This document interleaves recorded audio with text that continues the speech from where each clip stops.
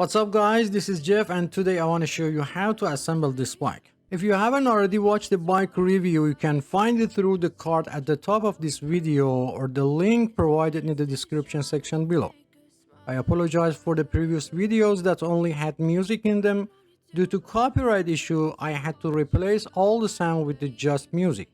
However, as I promised, I've created a new video that includes explanation and a closer look at the bike, although as Moody 6 commented, even without explanation, the video itself is self-explanatory. Thanks for all supportive comments. I hope this video will help you during the assembly process.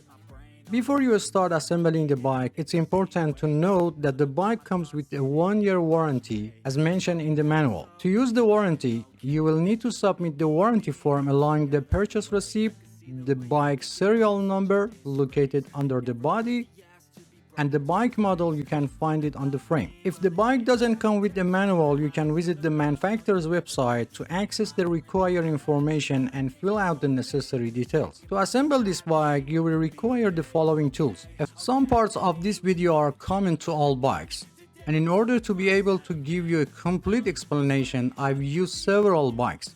So don't be surprised if you see different bikes in some part of video. Okay, let's start. First, check the box completely to make sure there is no any damage. If the box appears to be damaged, when opening it, make sure the bike parts are not damaged in the damaged area of the box. Avoid tearing the box completely when removing the bike. Why? The reason for keeping the box is that the bike may have been damaged during shipping and you plan to return it to the store and you will need the box for return process. Before returning the product, you can contact manufacturer customer service and ask them to send you a damaged part free of charge. Each store considers a return time policy for itself. For example, eBay or Amazon, you have 13 days to return the product. Make sure they get the part to you before this date, otherwise return the product. To open the box, use a 1/2 inch deep cutter or knife and start by cutting the top and side of the box. Even you cut through the middle of the top, as long as your cutter blade dip stays within 1/2 inch, it won't affect the bike.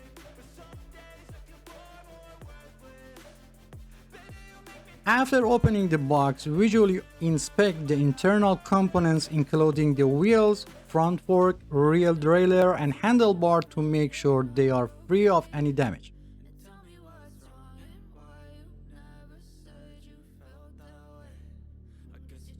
After making sure that the bike components are intact, you can take the bike out of the box and still avoid tearing the box.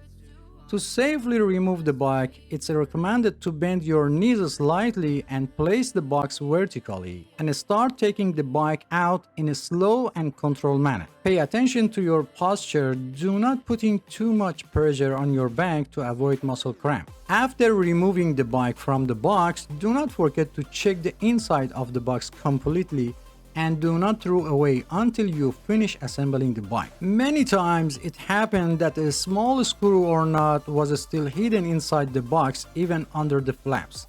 For ease of assembly, remove all paper and plastic cover from the bike. However, be careful not to damage the paint on the body when removing them, as this may lead to rust over time. Also be sure to remove any remaining tape from the body, as it will change the bike paint over time.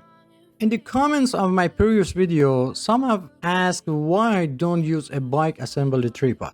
Well, let me clarify that I assemble bike for regular folks, not experts, and I don't know what percentage of people have a bike tripods. Let's start to assemble training wheels.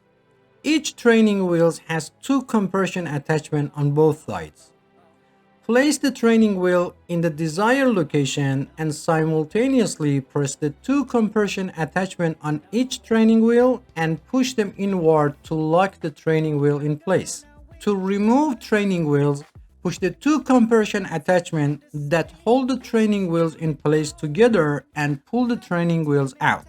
Repeat the same process for other side of the bike. The training wheels mentioned in this bike model are not adjustable. Some people ask, should the training wheels be in full contact with the ground, or should there be a certain distance between the training wheels and the ground? Training wheels, also known as balance assist wheels, are designed to help children learn how to balance while riding a bike in the early stages. If the training wheels are set to completely touch the ground, children may not understand concept of balance. On the other hand, if the wheels are too far off the ground, children will always think they are falling. The recommended clearance for each training wheel is approximately half a centimeter, or one wheel is in contact with the ground and the other wheel should be about 1 and 1.5 centimeter above the ground. Training wheels without adjustable setting usually comes with this present distance when installed. Open the pedals outward until they are locked in place. If you ever need to return the pedal to original state, the process may vary depending on the specific pedal model. Here are a few common methods. Push the pedal down and rotate it.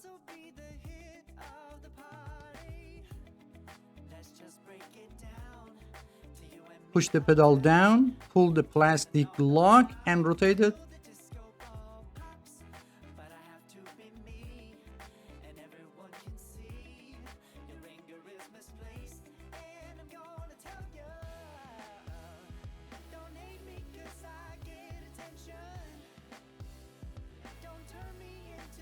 Pull the lever inside the pedal and turn the pedal. Also, a 15mm wrench is usually used to completely remove the pedals.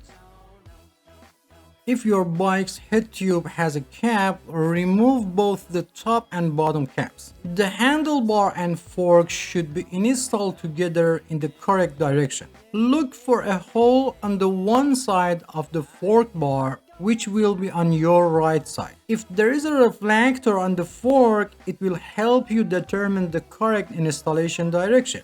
Make sure the reflector is facing forward.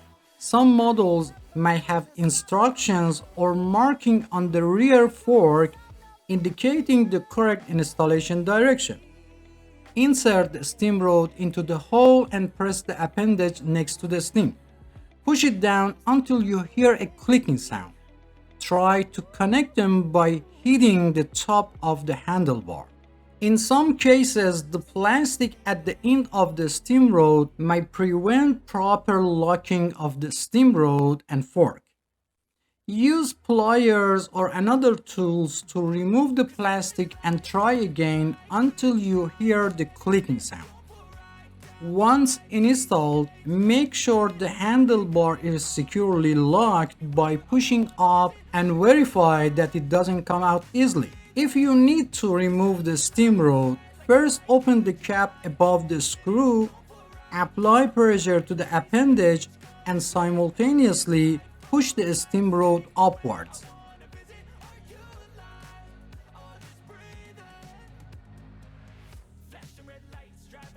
Hand tighten the screw on the stem and then use Vise grips or another tools to tighten it an additional half turn. Otherwise, over time, the plastic screw will loosen and the fork will move back and forward. Note that in this particular model, the height of the handlebar cannot be adjusted. Align the front cover with the corresponding slots and gently press it down until it's in place. It's normal for the front parts not to be tightened completely, so there is no need to worry or try to force it. Remove the battery cover and test the buzzer to ensure it's worked properly.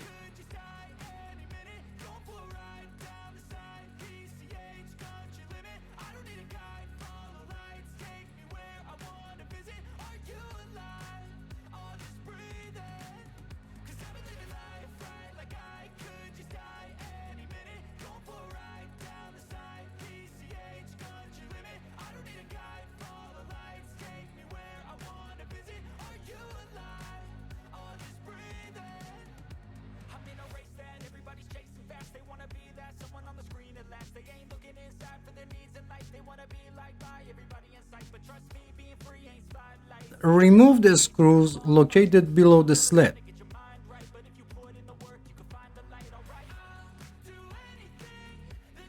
Place the connecting rod of the sled in the correct orientation, then attach the support rod or retaining bracket and tighten the screws as demonstrated in the video.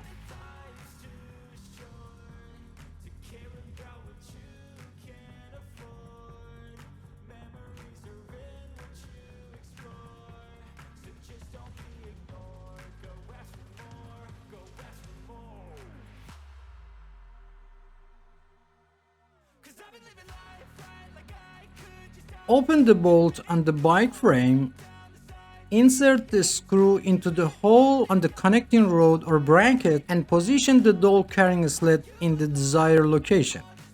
Then put the washer and tighten the nut. Open the two retaining screws on the rear frame and secure the retainers on both sides. And finally, double check all the screws and ensure they are tightly fastened.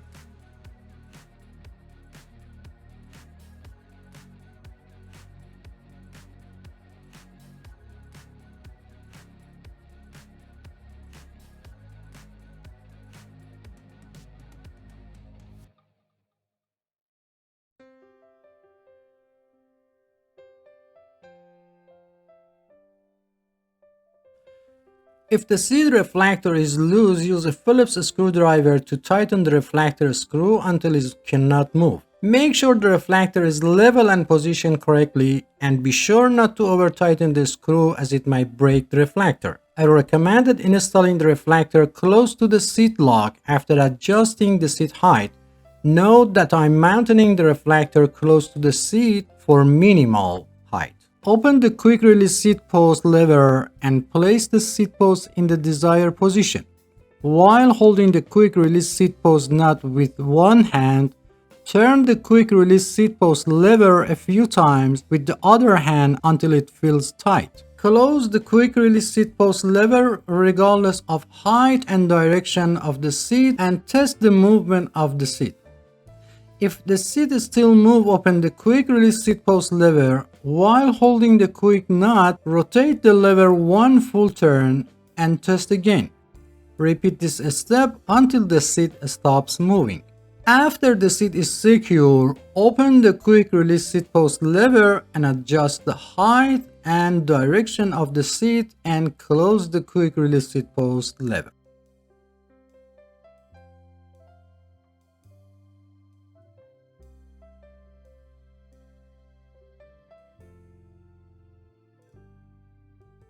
If the seat continues to move after locking, you may need to tighten the seat clamp nuts. Also, if the seat angle needs to be adjusted, loosen the seat clamp nuts a little, change the seat angle, and the height of the seat can be adjusted according to the two age group of people under 18 years old and people over 18 years old.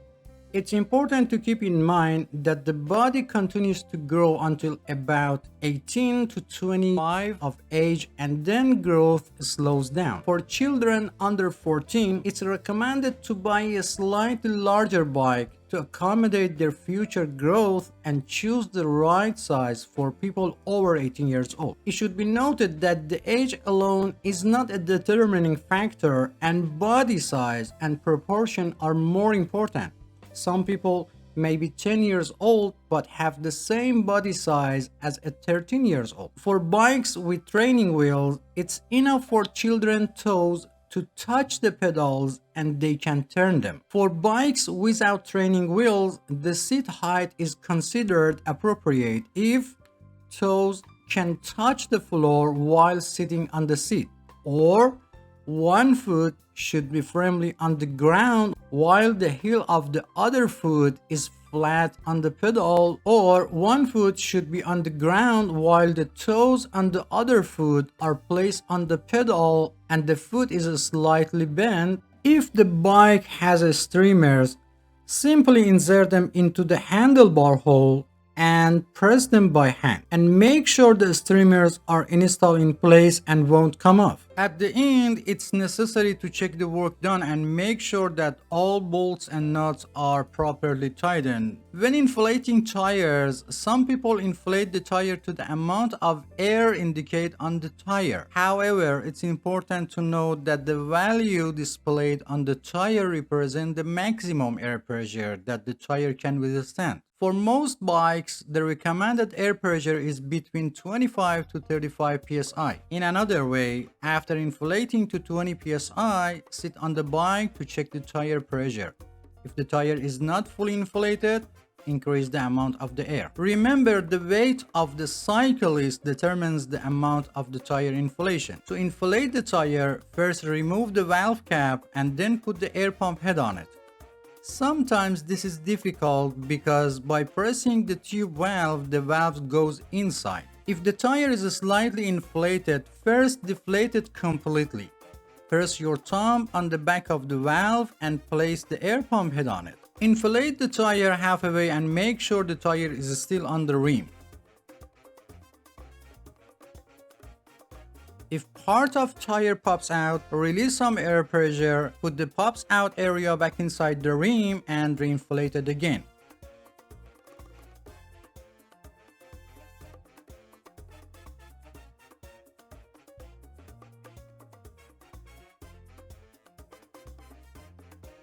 Over 90% of bike tubes have a Schrader valve, while the rest have the Presta valve.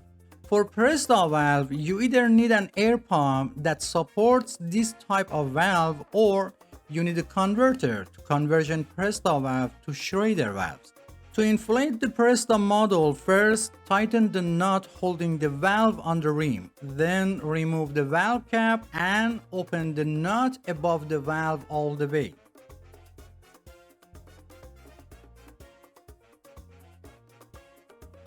Install the converter on it and inflate it like Schrader valve.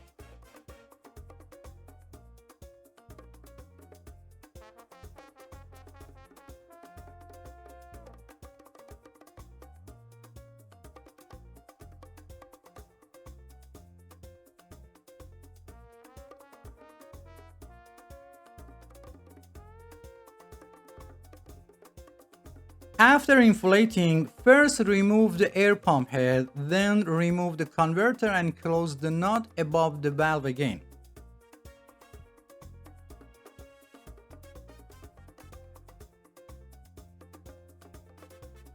And finally, put the cap on the valve. If the nut holding the valve on the rim is loose, tighten it again. And finally, it's very important to teach children how to use brakes before riding a bike. Many accidents of children with trees or walls happen because they are not familiar with the braking system. So spend at least 10 minutes and teach them, and don't forget the helmet. If you have any question, please provide specific details or timestamp from the video so I can better understand your question and provide faster help. If you enjoy the content, please subscribe to the channel for support me and turn on all notifications to be the first to know about new videos. Feel free to visit other parts of the channel. Thanks for watching and don't forget to hit the like button. Until next video.